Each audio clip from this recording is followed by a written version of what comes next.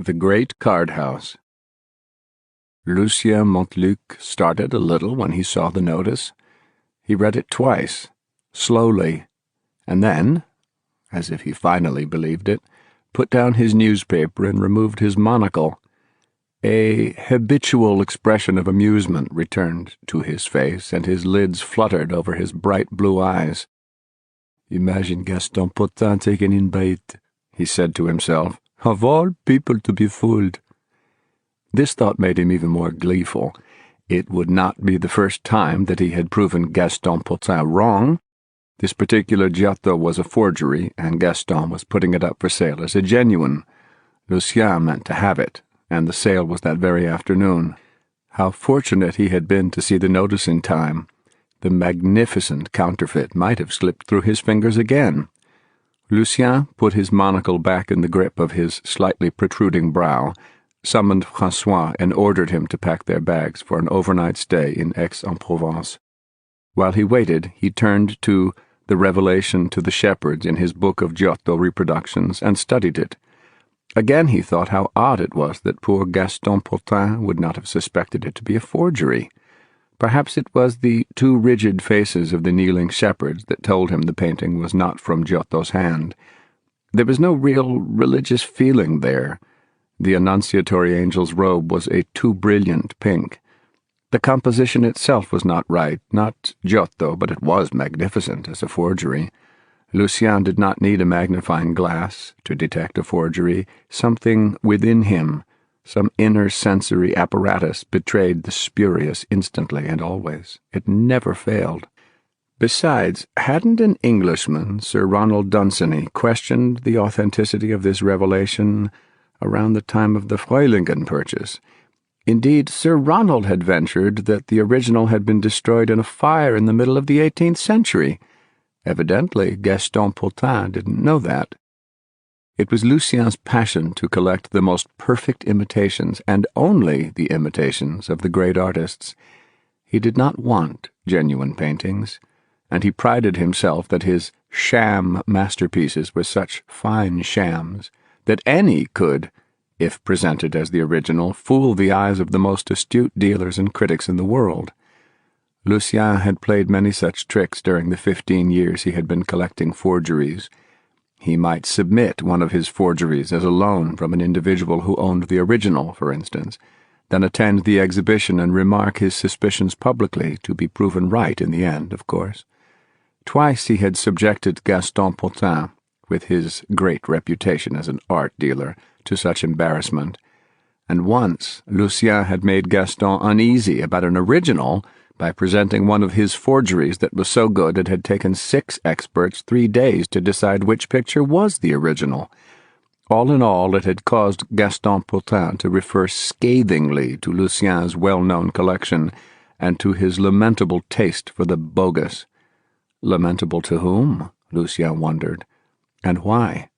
His pranks had cost him a few friendships, perhaps, but then he cared as little for friendships as he cared for the true Leonardos, the true Rennies, the true anything. Friendship and bona fide masterpieces were too natural, too easy, too boring. Not that he actually disliked people, and people liked Lucien well enough, but if friendship threatened, Lucien withdrew. His 6 million franc delaye sped along the Route Napoleon from Paris toward Aix at 100 kilometers an hour. Plane trees in full leaf, their smooth bark peeling in purplish, pink, and beige patches, flickered by at the edges of the road like picket fences. A landscape of dusky orange and green and tan, the occasional blue of a farmer's cart, a landscape as beautifully composed as a Gobelin tapestry, unfolded continuously on right and left, but Lucien had no eye for it. Nature's creations did not interest him compared to man's, and his stocky body sat deep in the seat of the car. Today there was the Freulingen Giotto to think about, and he looked forward to the auction with the keen, single-minded anticipation of a hunter or a lover. Merely for Lucien Montluc to bid for a painting meant that the painting was, or most likely was, a counterfeit, and would in this case immediately throw suspicion upon Gaston, who was sponsoring the auction. Some of the audience at Aix might think he was trying to play another trick on Gaston, of course, by bidding. So much the better when the experts confirmed the falsity after the picture was his. "Excellent snails," Lucien remarked with satisfaction, his pink cheeks glowing after his luncheon. He and François walked quickly to the car. "Excellent, monsieur," François replied agreeably. His good humor reflected that of his master. François was tall and lean and congenitally lazy, though he never failed to carry out an order from Lucien. He had not forgotten that he had once been earmarked for execution by the Spanish government for being in possession of a false passport. Because François had been amused and cool about the whole thing, he had won Lucien's admiration, and Lucien had managed to buy his freedom. Since then, François, actually a Russian who had escaped to Czechoslovakia with a price on his head, had lived in France, safe and content to be alive and in Lucien's employ. Lucien himself had once lived in Czechoslovakia. In 1926, most European papers had carried an account of a very young Captain Lucas Mincevic, a soldier of fortune who had been severely wounded in a skirmish on the Yugoslav border. Years ago, in Czechoslovakia, people had sometimes asked him about the 1926 report, the young captain's heroism having made the story memorable, but Lucien had always disclaimed any knowledge of it. It had been another soldier of the same name, he said. Finally, he had changed his name and come to France.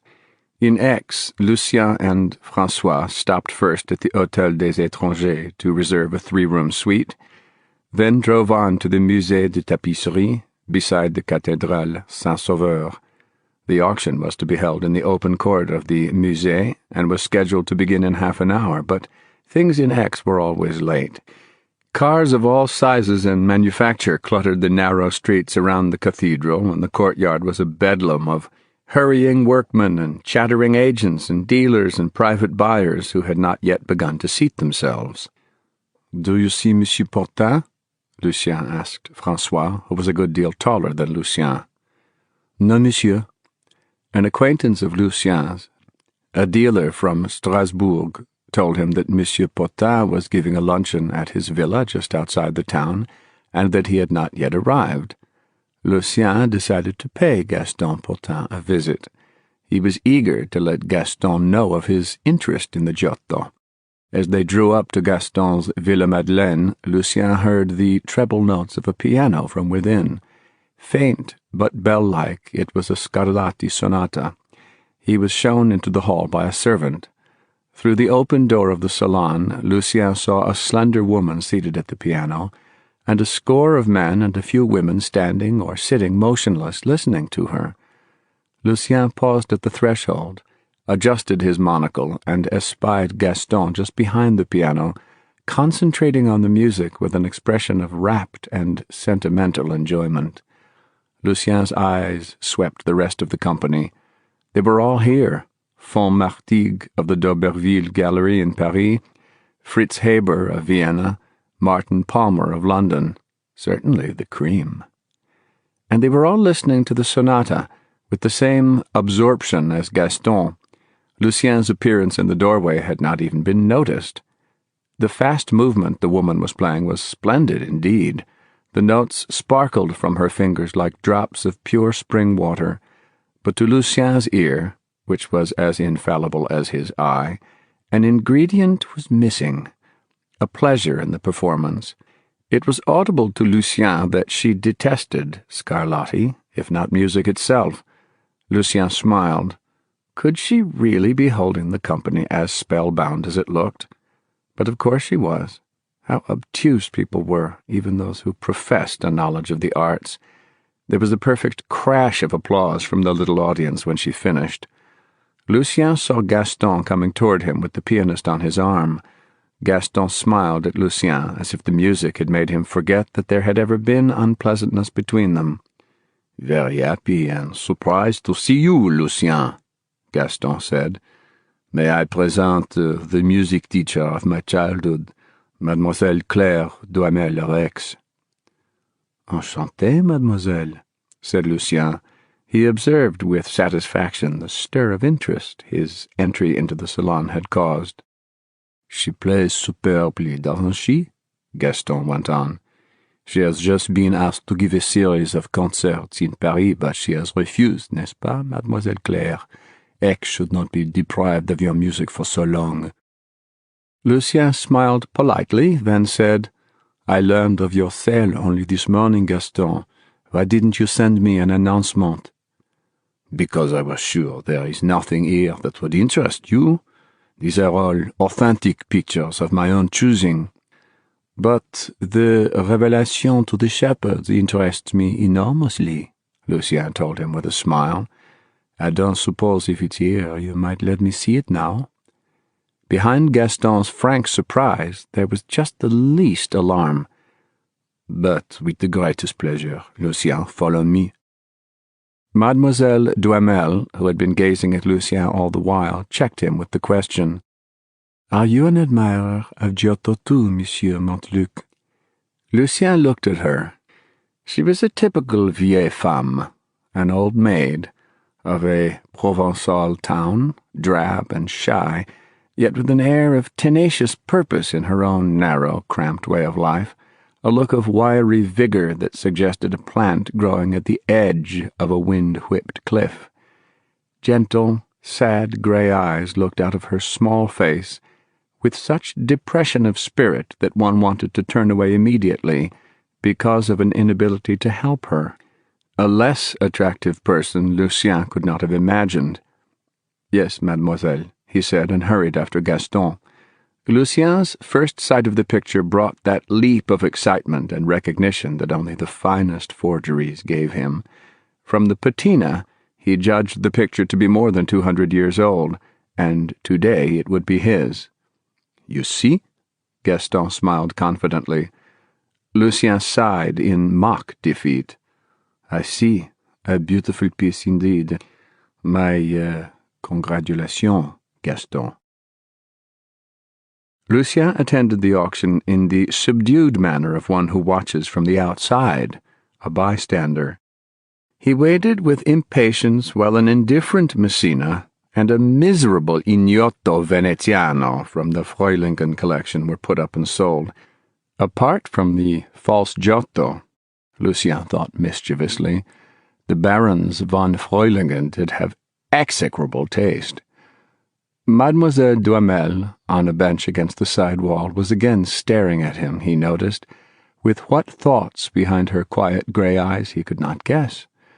Lucien found something disturbing, something arrogantly omniscient in her scrutiny. For an instant he resented her fiercely and unreasonably. Lucien removed his monocle and passed his fingertips lightly across his lids. When he looked up again, the revelation was on the dais. A man whom Lucien could not see bid 1,000,000 new francs. 1,500,000, said Lucien calmly. He was in the last row. Heads turned to look at him. There was a murmur as the crowd recognized Lucien Montluc. 2,000,000, cried the same unseen bidder. 2,010,000, replied Lucien, intending to provoke laughter, as he did, by the insultingly small raise. He heard the sibilant whisper of "Lucien" among the crowd. Someone laughed, a sardonic laugh that made a corner of Lucien's mouth go up in response. Lucien knew from the rising hum that people had begun to ask one another if the Giotto were indisputably genuine. The unseen bidder stood up. It was Fontmartigue of Paris. His bald head turned its eagle profile for a moment to glance at Lucien coldly. 3,000,000. Lucien also stood up. 3,500,000. 3,700,000, replied Fontmartigue, more to Lucien than to the auctioneer.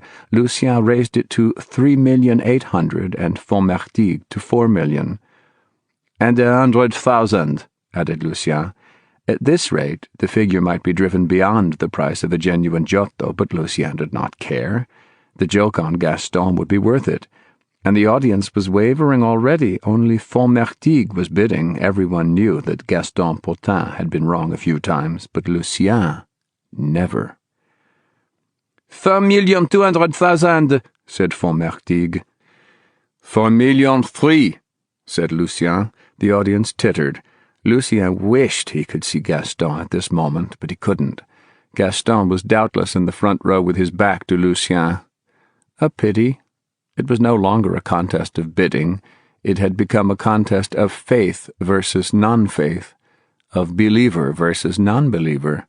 15 meters away on the dais, the revelation stood like a reliquary in its golden leaf frame, a reliquary of the divine fire of art, as each of them saw it.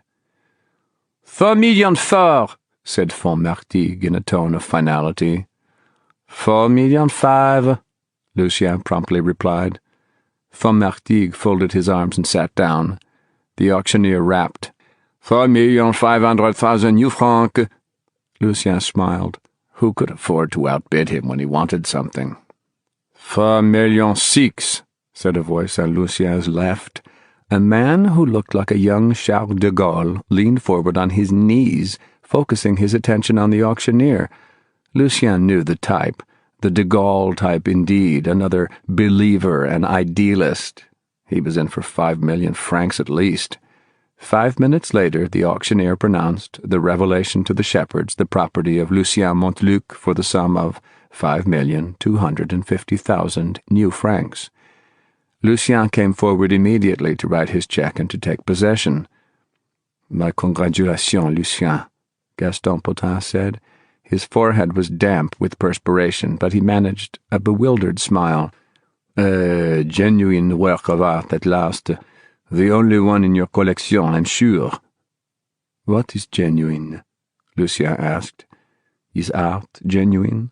What is more sincere than imitation, Gaston?" "Do you mean to say you think this painting is a forgery?" "If it is not, I shall give it back to you. What would I want with it if it were genuine? You know, though, you should not have represented it as a genuine painting. It ran my price up." Gaston's face was growing pink. "There are a dozen men here who could prove you wrong, Lucien." "I invite them to prove me wrong," Lucien said courteously.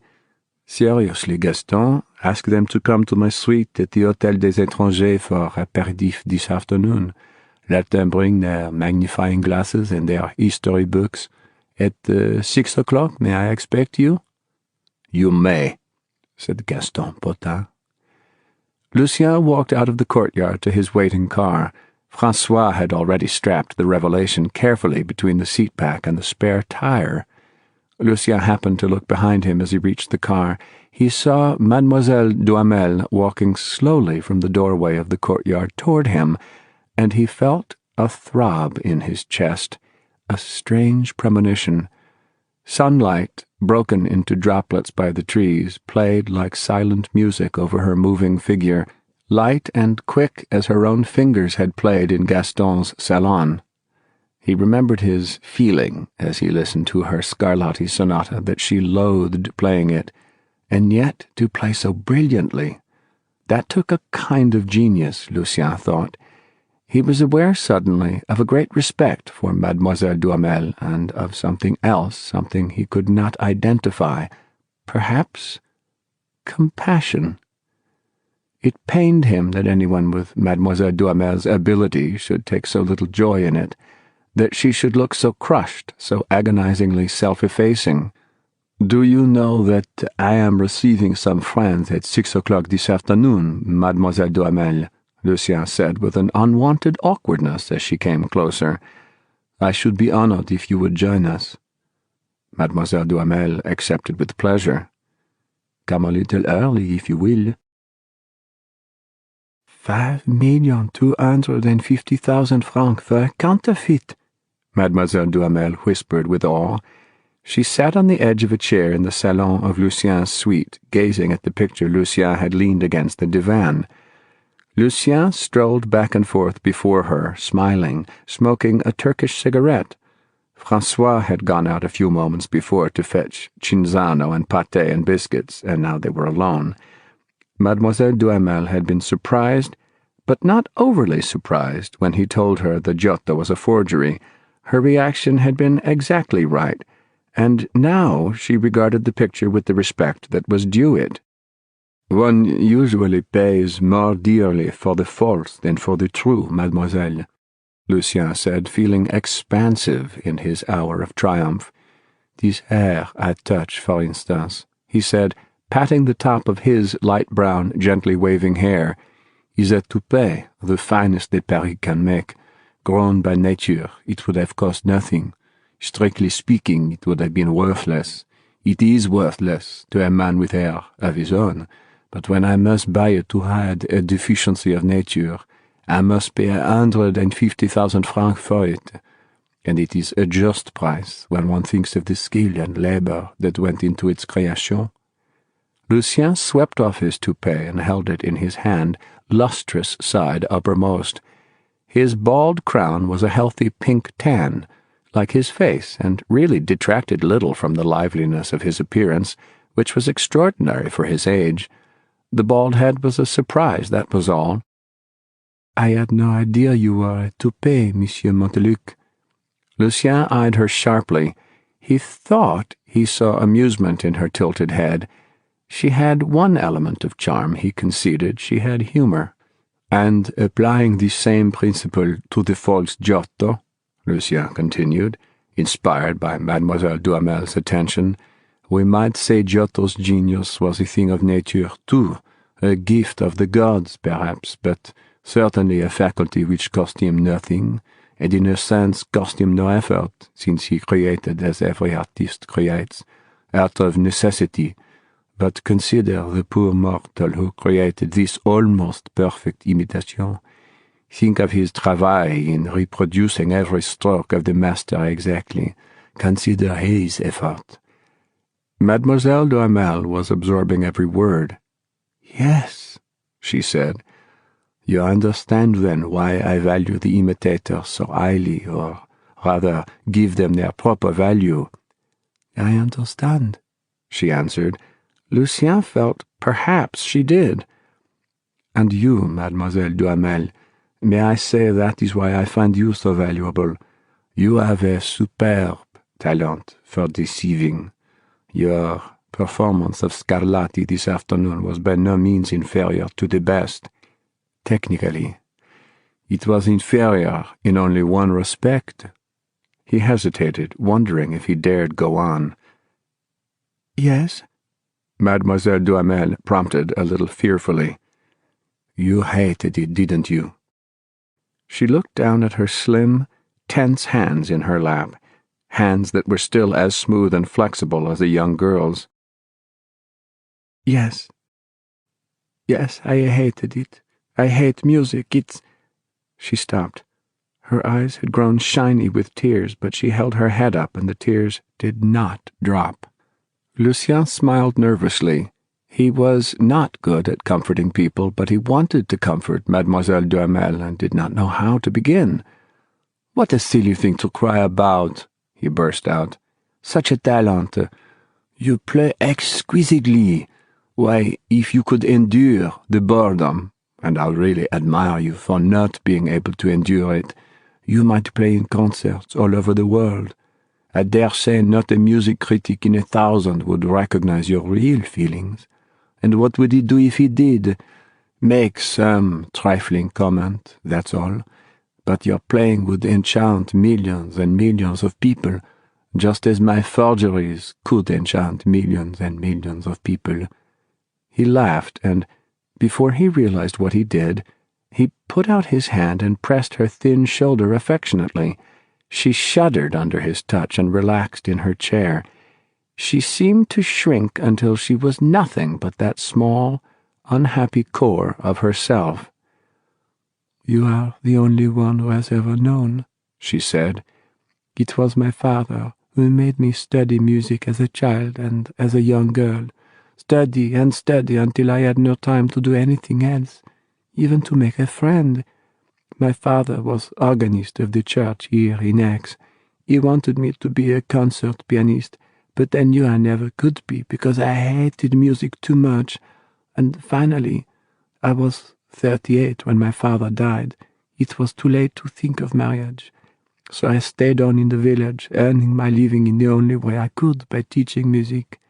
And how ashamed I am to pretend to love what I hate, to teach others to love what I hate. the piano." Her voice trailed off on piano like a plaintive sob itself. "You fool, Gaston," Lucien reminded her, smiling. An excitement, a joy of life was rising in him. He could not stand still. He did not know exactly what he wanted to do, except to convince Mademoiselle Duhamel that she was wrong to feel ashamed, wrong to torture herself inwardly. "Don't you see it isn't at all logical," he began, "to take seriously something you are never serious about in the first place? Look, mademoiselle." With a graceful movement, Lucien removed his right hand. He held the detached and perfectly natural-looking right hand in his left. His right arm ended in an empty white cuff. Mademoiselle Duhamel gasped. "You never suspected that, did you?" asked Lucien, grinning like a schoolboy who has brought off a practical joke with success. "No." Obviously, Mademoiselle Duhamel hadn't suspected that. "You see, it's exactly the mate of the left, and by certain movements, which have now become automatic, I can give the impression that my useless hand cooperates with the other." Lucien replaced his hand quickly. "Why, it's like a miracle," Mademoiselle Duhamel said. "A miracle of modern plastics, that's all. And my right foot, I might add, too." Lucien pulled up his trouser leg a few inches, though there was nothing to be seen but a normal-looking black shoe and sock.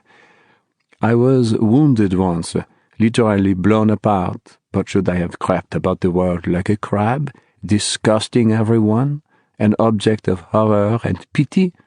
Life is to be enjoyed, is it not? Life is to give and take pleasure, is it not? You give pleasure, Mademoiselle Duhamel. It remains only for you to take it." Lucien gave a great laugh that was so truly out of his heart, that rolled so solidly from his broad chest. Mademoiselle Duhamel began to smile too. Then she laughed. At first her laugh was no more than a feeble crack, like the opening of a door that had been closed for an incalculable length of time. But the laugh grew, seemed to reach out in all directions like a separate being taking form, taking courage. "And my ear," Lucien went on with delight. "It wasn't necessary to have 2 ears to hear what I heard in your music, mademoiselle. An excellent match, is it not, of my left ear? But not too perfect, because ears are never exactly alike." He could not remove his grafted right ear, but he pinched it and winked at her. "And my right eye, I will spare you that, but suffice it to say that it's made of glass. People often speak of my magic monocle when they mention my uncanny judgments. I wear the monocle as a joke, by way of adding an insult to an injury, as the English would say. Can you tell the difference between my eyes, Mademoiselle Duhamel?" Lucien bent forward and looked into her grey eyes that were beginning to glow behind the tears. "Indeed I cannot," she told him. Lucien beamed with satisfaction. "Did I say my foot? My entire leg is of hollow plastic." Lucien struck his thigh with a pencil he picked up from the table, and it gave a hollow report. "But does it stop me from dancing? And did anyone ever suggest that I limp? I don't limp. Shall I go on?" His affirmative clap of laughter came again. Mademoiselle Duhamel looked at him, fascinated. "I've never—" "Needless to say, my teeth," Lucien interrupted her. "I had scarcely 3 whole teeth left after my injury. I was a young man then, but that doesn't matter. I saved my employer's life, and he rewarded me with a trust fund that enables me to spend my life in luxury. Anyway, my teeth are the product of an artist in deception, a Japanese whose ingenuity and powers of depiction certainly rank him with the great Leonardo. His name is Tao Mishugawa, but few on earth will ever hear of him. My teeth are full of faults, of course, like real ones. Every so often, just to deceive myself, I go to Tao and have some more fillings or an inlay put in. Tell me, mademoiselle, did you suspect?" "I certainly did not," she assured him sincerely. "If I could remove every artificial part of myself, including the silver shin of my other leg, and my plastic ribs, there wouldn't be much left of me, would there? Except the spirit. There would be that even more than now, I think. Does it seem strange to you that I speak of the spirit, Mademoiselle Duhamel?" "Not at all. Of course it doesn't." "I knew it wouldn't. There was no need to ask. You, too, are among the great in spirit, who respond to challenge and make nature appear niggardly. Your hours of tortured practice at the piano are not lost, mademoiselle. Not because of these words I say to you, but because you gave pleasure to a score of people this afternoon, because you are able to give pleasure."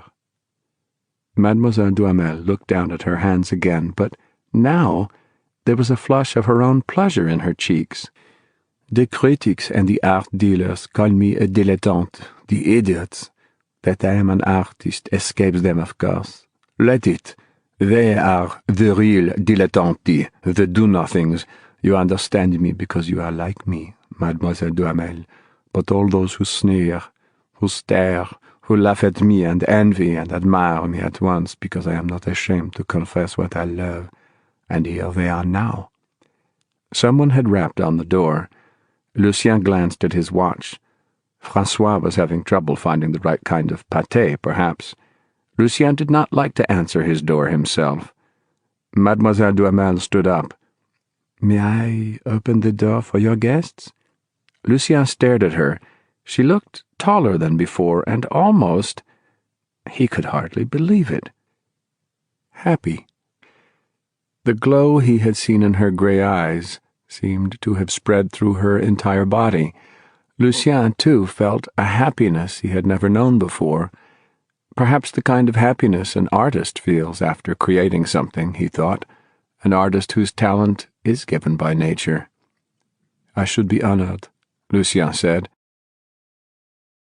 Gaston had come, and with him 4 other dealers, one of whom carried a picture which Lucien recognized as Giotto's Magi in Bethlehem from a private collection. Lucien greeted them hospitably. Then more people arrived, and finally François with the refreshments. The man with the picture set it next to Lucien's against the divan, and all got out their magnifying glasses. "I assure you, you possess an original," Gaston said cheerfully to Lucien. "Not that you didn't pay a fitting price for it." All of Gaston's confidence had returned. Lucien gestured with his false hand at the group beside the divan.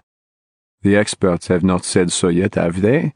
Let their magnifying glasses discover what I can see with my naked eyes."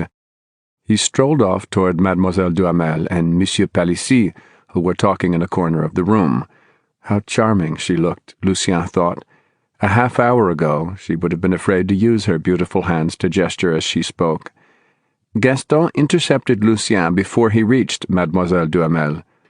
"You agree that this picture is genuine, Lucien?" he said, pointing to the picture the dealer had brought. "Certainly," said Lucien. "That Magi, a careless piece of work, I've always thought, but certainly genuine. Examine the brushstrokes, Lucien. Compare them with the brushstrokes on your picture. It's so obvious a child could see it. There is a fault in the brush that he used to paint the backgrounds of both pictures, a couple of bristles that made a scratch here and there. Evidently these pictures were painted at about the same time. It's the general opinion that they were, you know." Gaston stooped down beside the pictures. "One doesn't even need a magnifying glass to see it. But I had some photographs made and enlarged, just to be sure. Here they are, Lucien." Lucien ignored the photographs on the divan. He could see it with his good eye. A hairline scratch here and there with an even finer scratch beside it, the scratches of a single brush stroke made by the same brush. It was the same in both pictures, like a pattern, obvious enough when one looked for it, yet not obvious enough to be worthy of forging. Lucien's head grew swimmy. For an instant he felt only a keen discomfort. He was aware that the eyes of everyone in the room were upon him as he bent over the 2 pictures. Most painfully of all, he was aware of Mademoiselle Duhamel. He felt he had failed her. He had been proven fallible. "Now you see," said Gaston calmly, without malice, merely as if he were pointing out something that Lucien might have seen from the first. Lucien felt as if a house of cards were tumbling down inside him, all that was himself, in fact. He could see now, looking at the picture he had believed to be false, that a misconception, a quick initial misconception, was possible, just as it would have been equally possible to judge the picture correctly, as he did now, and to sense that it was genuine. But he had made the misjudgment. Lucien turned to the room. "I admit my error," he said, his tongue as dry as ashes. He had expected laughter, but there was only a murmur, a kind of sigh in the room. He would rather they had laughed at him. No, at least there was one exchange of smiles, one nod of satisfaction from Font-Martigues that Lucien Monteluc could be wrong. Lucien would have felt quite lost if he had not seen it. Yet no one seemed to realize the catastrophe that was taking place inside him. The Great Cardhouse was still falling. For the first time in his life, he felt near tears. He had a vision of himself without his artifices, without his arrogant faith in his infallibility, a piece of a man, unable even to stand upright, a miserable fragment. For a few moments, Lucien's spirit bore the full weight of reality and almost broke beneath it. "If you'd like to sell it back, of course, Lucien," Gaston's voice said kindly, distantly, whispering into the false ear. "I'll pay you the same price." No, thank you, Gaston. Now he was being unreasonable to boot. What did he want with a genuine painting? Lucien stumbled toward Mademoiselle Duhamel. He stumbled on his artificial leg.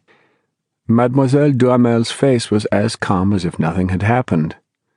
"Why don't you tell them you were pretending?" she asked him, out of hearing of the others. "Why don't you pretend the whole afternoon was a great joke?" Her face was even victorious, Lucien thought. He looked at it for a long moment, trying to draw strength from it and failing. "But I wasn't joking," he said. Then the guests were gone. Only he and Mademoiselle Duhamel remained, and the genuine Giotto. François, who had witnessed his master's defeat, standing in the background like a silent, tragic chorus, had excused himself last of all and gone out. Lucien sat down heavily on the divan. "I shall keep the painting," Lucien said slowly and with quiet, profound bitterness. He did not recognize his own voice, though he recognized that it was his real voice. It was the voice of the fragment of a man. "It will be the one original that will spoil the purity of my forgeries. Nothing in life is pure. Nothing is one thing and nothing more. Nothing is absolute. When I was a young man, I believed no bullet would ever touch me. And then one day I was struck by a grenade. I thought I could never misjudge a painting, and today a public misjudgment." "But didn't you know that nothing is absolute? Why, even my kitten knows that much." Lucien glanced at Mademoiselle Duhamel with the fiercest impatience. He had scarcely been aware of her the past few moments. Now he resented her presence as much as he had when she had spoken to him first in Gaston's salon. She was standing by the little three-legged console table where lay her green string gloves and her big square pocketbook that was as flat as her own body. She looked at him anxiously, as if she were puzzled for a moment as to what to do. Then she came toward him, sat down beside him on the divan, and took his hand in hers. It happened to be his false hand, but she betrayed no surprise, if she felt any. She held his hand affectionately, as if it were real. Lucien started to take his hand away, but only sighed instead. What did it matter? But then, with the touch he could not feel, he realized another misjudgment, a much older one. He had thought he could never feel close to any human being, never allow himself to be close. But now he did feel close to Mademoiselle Duhamel. He felt closer to her than François, the only other person who knew of the great card-house that was Lucien Monteluc. François had not suffered as Mademoiselle Duhamel had suffered, the idiot. It was a tenderness he felt for Mademoiselle Duhamel and admiration. She lived within a card-house too. Yet, if nothing was absolute, a card-house was not absolute either. He might rebuild it, but it would never be perfect, and had never been perfect. How stupid he had been. He who had always prided himself that he knew the imperfections of everything, even art. Lucien looked down in wonder at his and Mademoiselle Duhamel's clasped hands. It had been so many years since he had had a friend. His heart began to thump like a lover's. How pleasant it would be, Lucien thought suddenly, to have Mademoiselle Duhamel in his home, to have her play for him and his guests, to give her luxuries that she had never been able to afford. Lucien smiled, for the thought had only flitted across his mind like the shadow of a bird across the grass. Marriage, indeed! Hadn't he just realized that nothing was ever perfect? Why should he try to better what couldn't be bettered? The happiness he felt with Mademoiselle Duhamel at this instant. Mademoiselle Duhamel, would you consider being my friend? Lucien asked, more seriously, he realized abashedly, than most men ask women to be their wives. Would you consider friendship with a man who is sincere only at the core of his ambiguous heart, and in the way he wishes to be a friend to you? A man whose very right hand is false? Mademoiselle Duhamel murmured adoringly, I was just thinking that I held a hero's hand. Lucien sat up a little. The words had taken him completely by surprise. A hero's hand, he said sarcastically, but not without contentment.